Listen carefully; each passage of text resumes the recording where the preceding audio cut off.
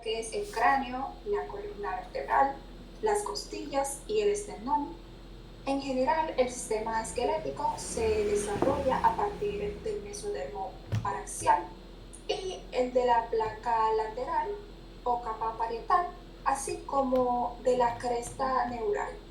El mesodermo paraxial constituye una serie segmentada de bloques tisulares a cada lado del tubo neural, conocidos como somitómeras o somitómeras en la región de la cabeza y somitas entre la región occipital y la caudal.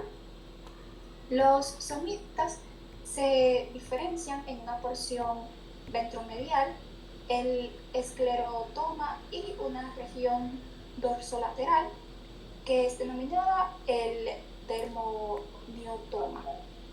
Al final de la cuarta semana, las células del esclerotoma se vuelven polimórficas y constituyen un tejido de organización laxa. Lo que va a denominarse como mesenquima o tejido conectivo embrionario. Es característico que las células del mesenquima migren y se diferencien en formas variadas y pueden convertirse en fibroblastos o condroblastos o también en osteoblastos, que recordemos que los osteoblastos son las células que son encargadas de formar el hueso. Ahora mi compañero Kelvin va a dar una continuación sobre lo que es el esqueleto axial. Como decía mi compañera, yo estuve hablando en la capacidad de formar un hueso del mesenquima. No se limita solamente a las células esquelomatosas, sino también se identifica la capa parietal del mesodermo, de la placa lateral de la pared corporal. Sin embargo, la mayor parte de los huesos son intramembranosos.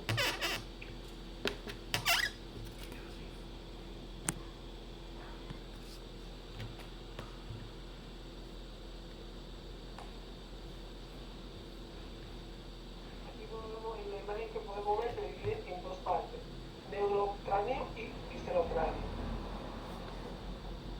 Los neurocráneos forman una cobertura protectora del tomo del encéfalo, mientras que la otra constituye el esqueleto de la cara. Bien.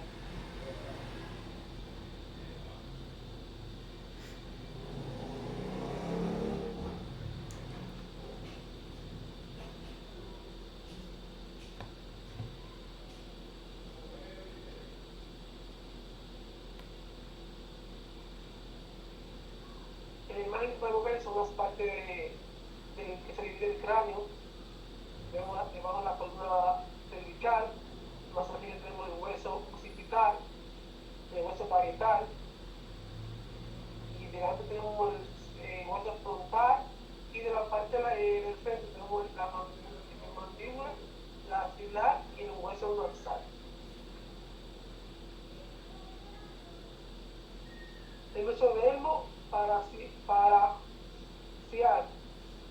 El mesodermo paraxial en ambos puentes rodea el encéfalo, como podemos ver en la parte de la imagen. Siguiente.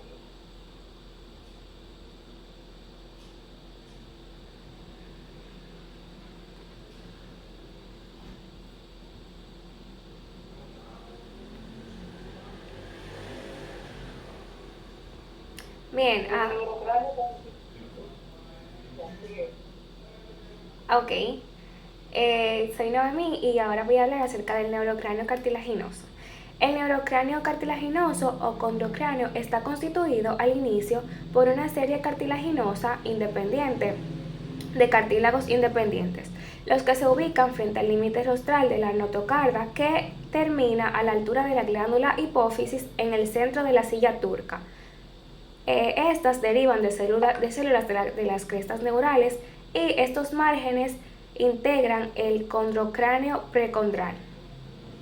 Los que se localizan en la región posterior de este límite se originan a partir de los esclerotomas occipitales formados por el mesodermo paraxial y crean el condrocráneo cortal. La base del cráneo se forma cuando estos cartílagos se fusionan y experimentan osificación endocondral. ¿Puede pasar a la siguiente, por favor? Bien, hablando acerca del viscerocráneo un poco, tenemos que este corresponde a los huesos de la cara y deriva ante todo de los primeros arcos faríngeos. El primer arco da origen a la porción dorsal, el proceso maxilar que se extiende hacia adelante por debajo de la región del ojo y da origen al maxilar, al hueso cigomático y parte del hueso temporal. La porción ventral que da origen al proceso maxilar contiene al cartílago de Meckel. El mesénquima en torno al cartílago de Meckel condensa y presenta una osificación intramembranosa para dar origen a lo que conocemos como la mandíbula. El extremo dorsal, por otro lado, del proceso mandibular, junto con lo del segundo arco faríngeo, da origen más tarde a lo que es el yunque, el martillo y el estribo, que como sabemos son los huesos del oído. La osificación de los tres huesecillos se inicia al cuarto mes y los convierte en los primeros huesos en alcanzar la osificación completa. El mesénquima, por otro lado, para la formación de los huesos de la cara, incluidos los huesos nasales, lagrimales, deriva de las células de la cresta neural. La siguiente, por favor. Luego de tener esto claro, hablemos un poco acerca de las correlaciones clínicas que pueden haber por esta parte. Una de ellas es la craneosquisis, que no es más que en algunos casos la bóveda craneal no se forma y el tejido encefálico expuesto al líquido amniótico se degenera, lo que origina la anencefalia y se ve así como en la imagen. La craneosquisis se debe a una falta de cierre del neuroporo anterior y los productos con este tipo de defectos craneales cerebrales graves no pueden sobrevivir lamentablemente. Los niños con defectos más bien pequeños en el cráneo, a través de las cuales las meninges, el tejido cerebral o ambos se hernian y pueden recibir un tratamiento exitoso. En este caso, el del grado de defectos neurológicos depende del daño sufrido por el tejido cerebral. Hablando de otra malformación que sería la craneosinostosis, esta es otra categoría importante de anomalías cerebrales que deriva del cierre prematuro de una o más suturas. Estas anomalías se conocen en forma colectiva como craneostosis, que se presentan en 1 de cada 2.500 nacidos, así que no es algo de qué preocuparse. También tenemos que la acromegalia se debe al hiperpituitarismo congénito y a la síntesis excesiva de hormona del crecimiento y se caracteriza por un crecimiento desproporcionado de cara, manos y pies, como se evidencia en la imagen B1. Hasta aquí mi parte, la persona que continúa. Bien, buenas noches, mi nombre es Isabel de Alta Profesión y vamos a estar en lo de Welleran, que es neurocráneo cartilaginoso.